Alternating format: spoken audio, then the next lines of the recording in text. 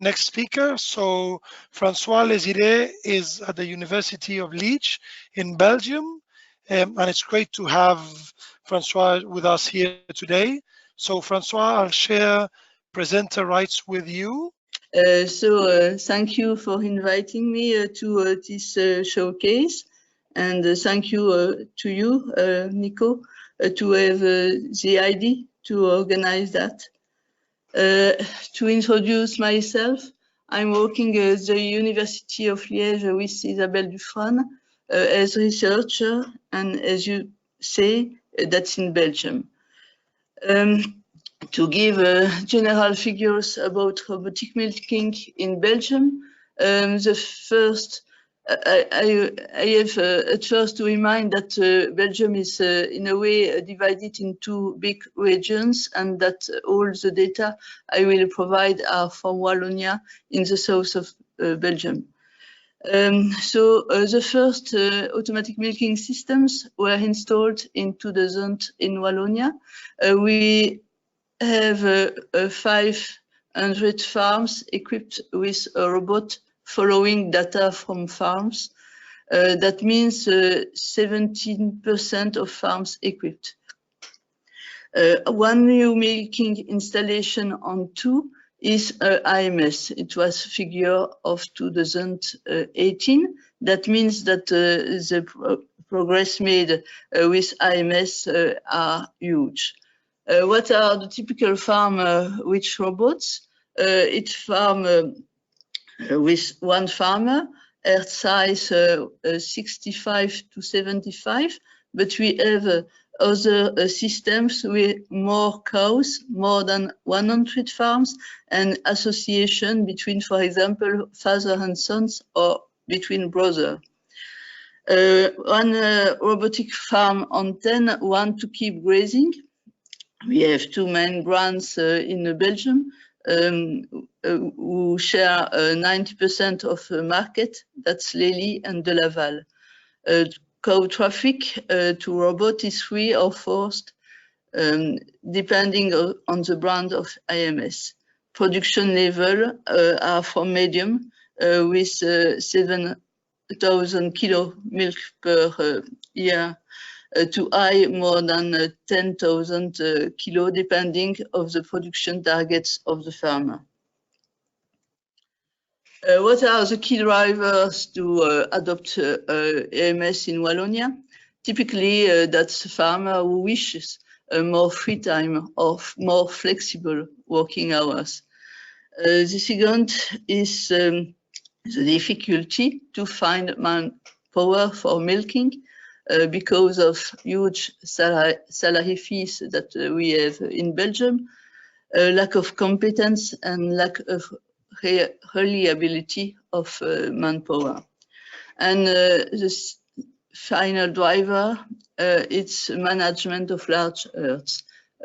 Automatic milking system offers the opportunity to get huge range of data, which make management of large herds easier. So the key challenges in Wallonia, in Belgium, are to combine AMS and grazing, because we have 96% of farms who are still grazing in Wallonia. We have the problem of adaptation of a second or a third AMS in the barn, and we have the management with, of AMS with large herds, with the precision farming challenges. What about our project with AMS? At first, we participated in Autograss Milk project, the European project which aims to combine and to improve combining of AMS and grazing. And we participate to this project on experimental sites and on pilot farms. About our experimental site, about combination of grazing and AMS, To give a short presentation of our site, we have 45 to 50 cows on average. They are Holstein. We have an annual milk yield of around 7,000 kilos per cow and 24 hectares of pasture. Our cows are on pasture from mid-April to end October, and the feeding relies during this period on 85 graze grass. But what's the matter with our experimental site? As you can see, we have the barn site and with the office and so on from one side, and the pasture from the other side of a big road with a huge traffic, because it is the only road of access to the university. So we have to cross this road twice a day with the cows if we stay like that. So we have the idea to develop a mobile robot with the aim to move it from the barn to pastures at the end of winter and back to barn at the end of the grazing season. To give some figures about that, the distance from barn to pastures was 100 meters. It's not so far, but it was because this high traffic road that we have to make this choice. The time necessary for the robot to go from barn to pastures and to be installed once again, it's 15 hours for 4 people. This 15 hours are the sum of all the working time of all the people. And what we transferred: cows, robot, and milk tank. The time without milking is estimated at 4 hours. As you can see, the robot is put on a trailer that is driven by a truck from the experimental site to pasture. And for that time, the cows have to cross over this high traffic road, but we stop traffic, and it's one time during the grazing season that's not so difficult. So we have to think about the layout of the milking area. And as you see on this picture, we have to make some adaptation.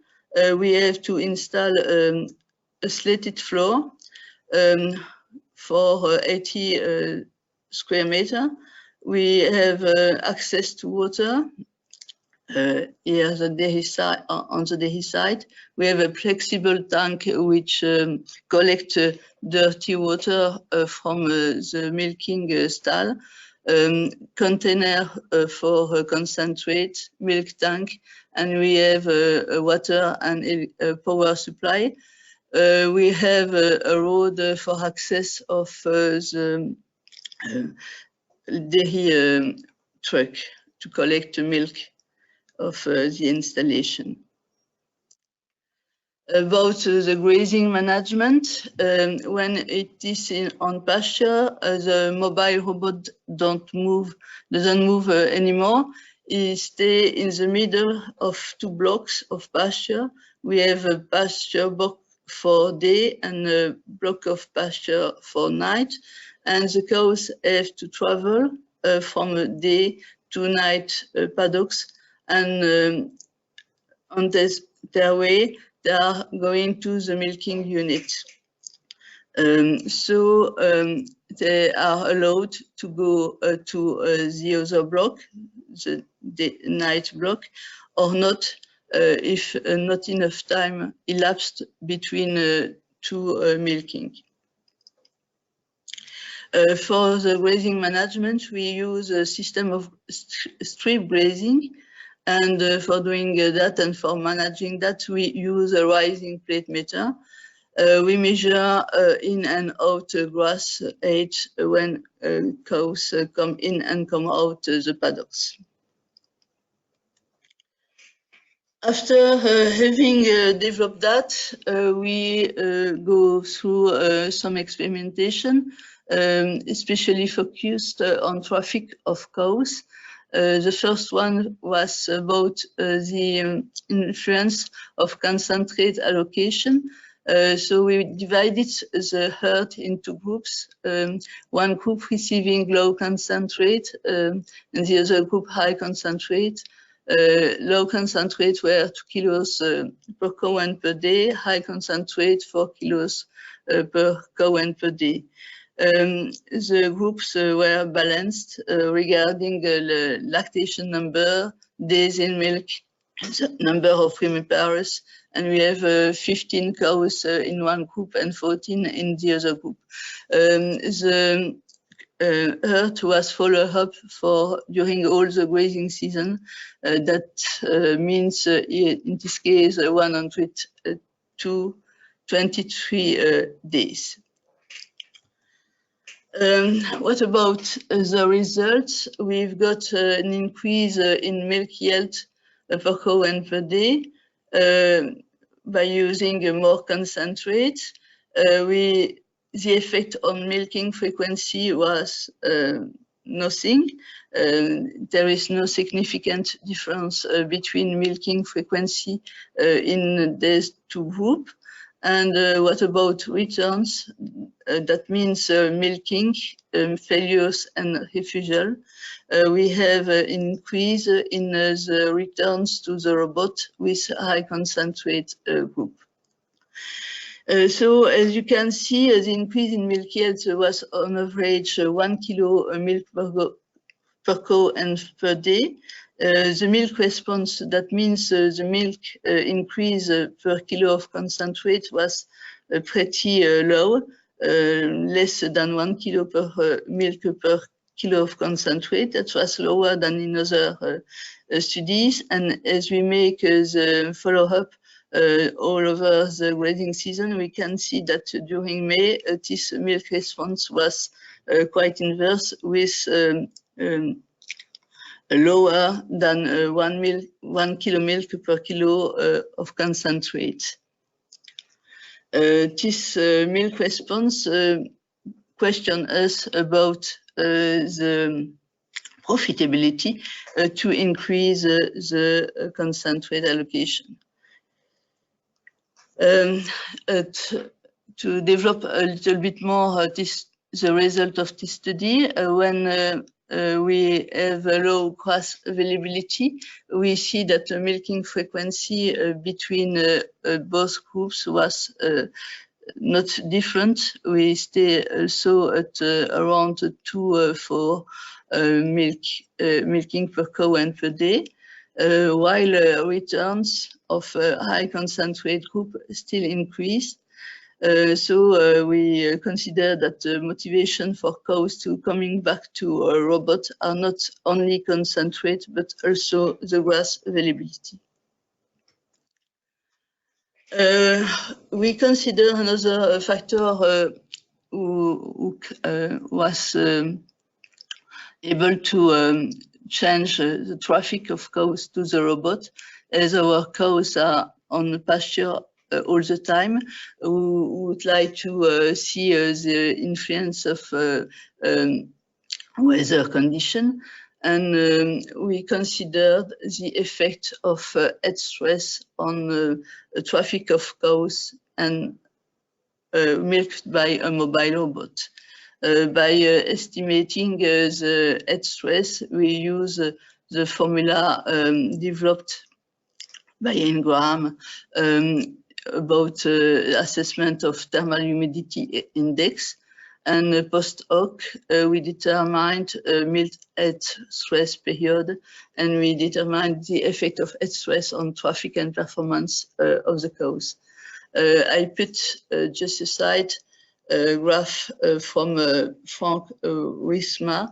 We determine several areas of head stress and we were in Belgium at that time in the area of mild stress that we compared with no stress. About material methods, we make the measurements post-hoc in July and August. For July, we have 4 consecutive days where thermal humidity index was over 72, what is considered as a mild head stress, with a mean temperature of 23 degrees. And we compared that with a normal period of 9 consecutive days in July and August, where the THI was lower than 68 and mean temperature about 16 degrees. The Earth was 45 dehicos in July, 47 in August. The concentrate allocation was about 2 kilos per cohen per day, and we estimated the grass intake on basis of grass height measurement at 14 kilo dry meter per cohen per day. All the things were same. Days in minutes, lactation number, and the distance to the robot in both measurement periods. What was different was temperature and THI. What about the results? We can see that during head stress, that was unexpected, we have a rise in milking frequency per cohen per day, in milking visits to the robot, in milk yields, but a decrease in rumination minutes, and in the ratio fat to protein. To discuss about that, the higher milking frequency and the higher number of visits to the AMS during head stress could be due to the opportunity to have access to water. As you have seen on our first slide, there is a big water through very close to the AMS site. And so more visit to the AMS, it's more opportunity for drinking. Lower rumination time is observed in all studies about head stress, and this has a slight impact on the fat to protein ratio. There's observation need to be confirmed during longer periods because it was a really short time. And we would like to make more investigation about the ruminal function, like monitoring the ruminal pH, potential redox, and the activity of ruminal fauna. Another topic in pilot farms was the influence of large herds, AMS, and grazing. The size of herds is increasing in Wallonia, like everywhere in the world, I think, and the automation of agriculture has progressed. And we see that these 2 factors leads to a decrease in grazing practices.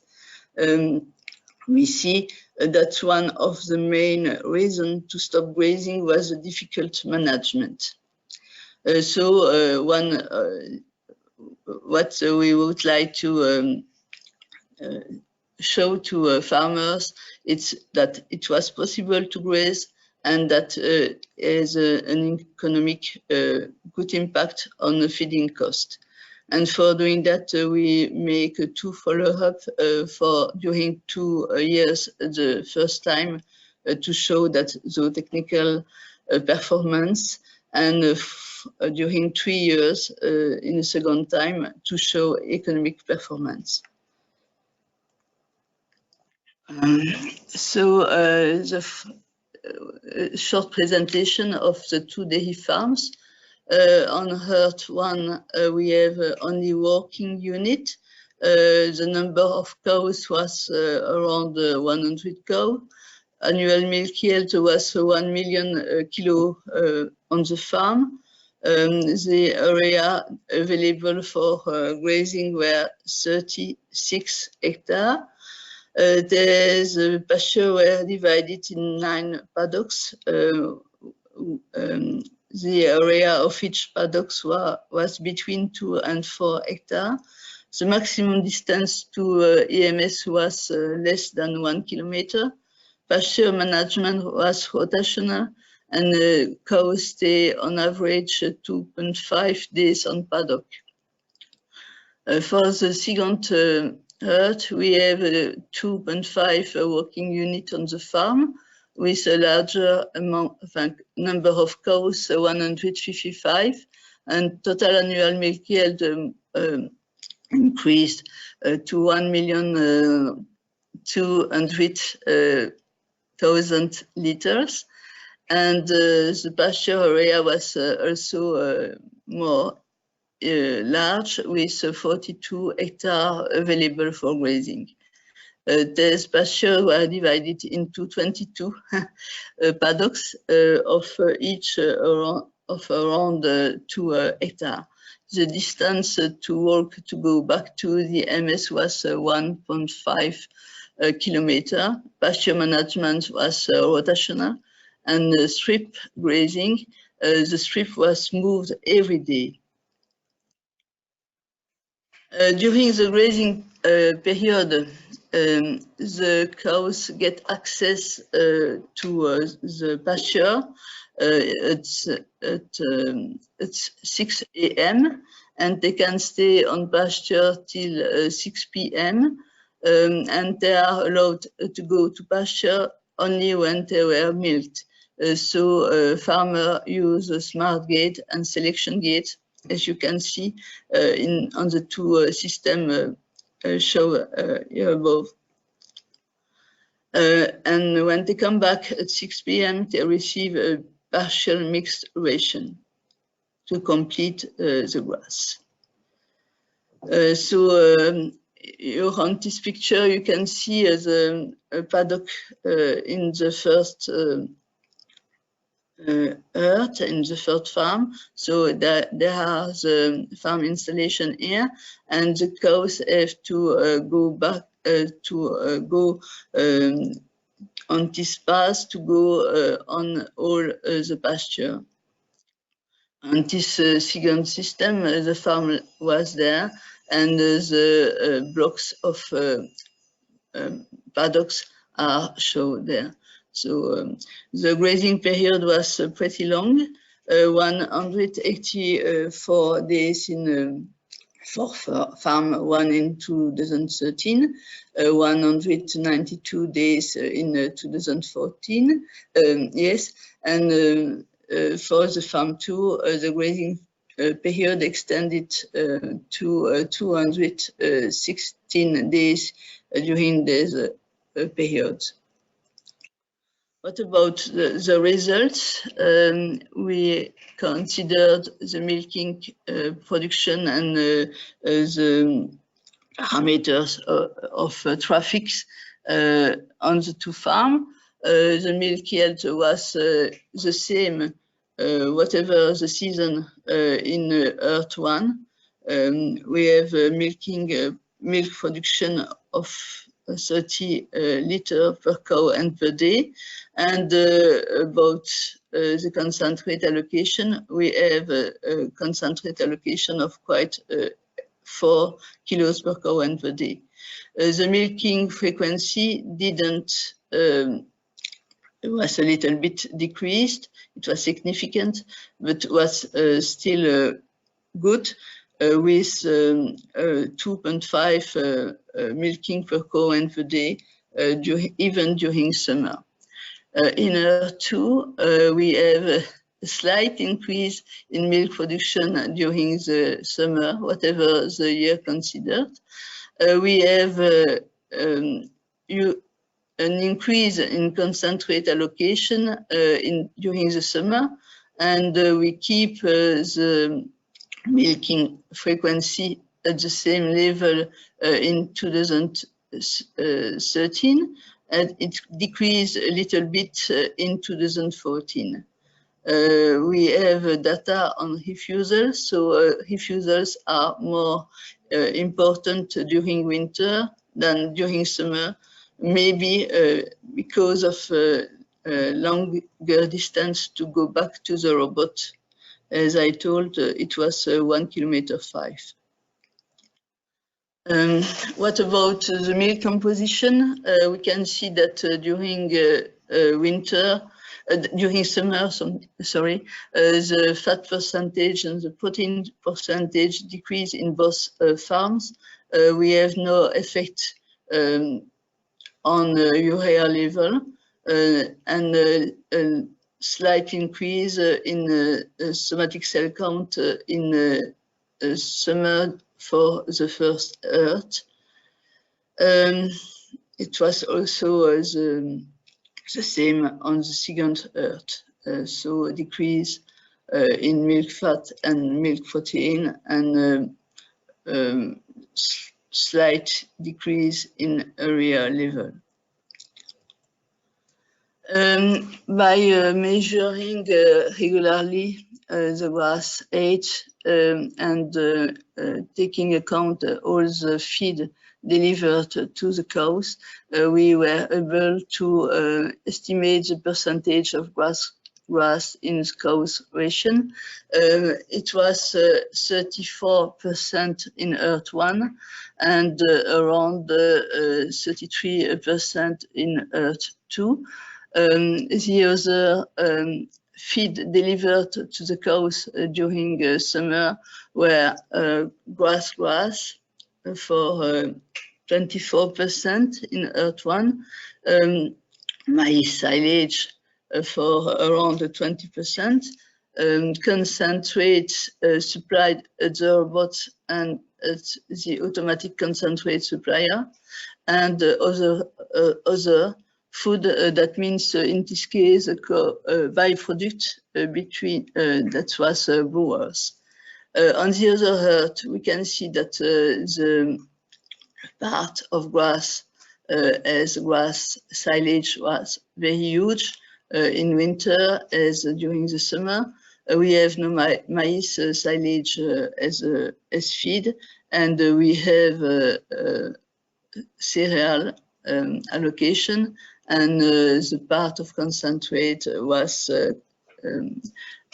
around 20% during the winter, but it decreased during the summer.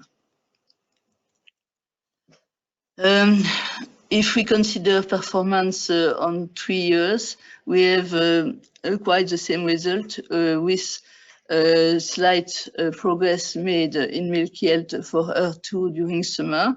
The milk yield was the same during the 3 years of follow-up in herd 1, with still the decrease in fat percentage and protein percentage, no effect on urea, and a slight decrease in milk frequency. This grazing management allowed to decrease concentrate delivered to the cows in herd 1, but it was not the choice of herd 2, as we have here on the 3 years of follow-up, a slight increase of concentrate delivered to the cows. What about the feeding cost, which was the aim of this study, to see how the grass inclusion in cow's diet decreased feeding cost. In herd 1, the decrease was around 17%, but we have to see that even feeding costs during the winter are pretty low. And regarding performance of herd 2, the feeding costs were quite divided by 25%. What about the conclusion? There's the farmers adapt PMR quantities delivered to the cows in function of grass availability. The mean incorporation of grass in the cow's diet was about 30%, and it allows to keep a high level of production and stable level of production and to decrease the feeding cost. The keys of success in test to farms was the adaptation of PMR to grass supply. Key things that we want to be explored. But in this context of climate change, we are very concerned about the grazing management, especially on the experimental side. It seems to be very difficult now to have a grass diet which are based mainly on grass, quite exclusively on the experimental side, because we have a large periods where we have no grass growth, and so it's problematic. And we would like to explore more deeply the effect of heat stress on more extended period. And we are questioned about the impact of milk frequency on milk yield. In lot of studies, milk frequency is considered as an indicator of milk yield and of performance of the robot. What we noticed in all the studies, it's that despite a decrease in milk frequency, we have no impact on milk yield, so we are questioned about that parameter. So thank you for your attention. I hope that my French accent was not so bad to make you understand. Thank you very much, Françoise. Now your French accent was present, but everybody, I think, could understand what you were saying. And it was really very, very interesting. It still amazes me, and I've been following the project for some time. How can you just pick up a robot and move it to another farm every season? So it is quite surprising. Probably we don't have much time for questions, but I have one question that came through, or there's three that came through, but I need to only ask one, is regarding heat stress and cow traffic to the dairy. What did you have regarding heat stress management at the dairy? So did you have water, fans, sprinklers, anything of that at the dairy? So far, we have improved the water delivery in the pasture. So now cows have access to drink on every pasture. So maybe this effect of returns to the robot because of drinking behavior could be less marked. And we have, as you can see on the picture, we have a lot of trees and edges all over the pasture, so cows can be shaded, but no sprinklers at that time.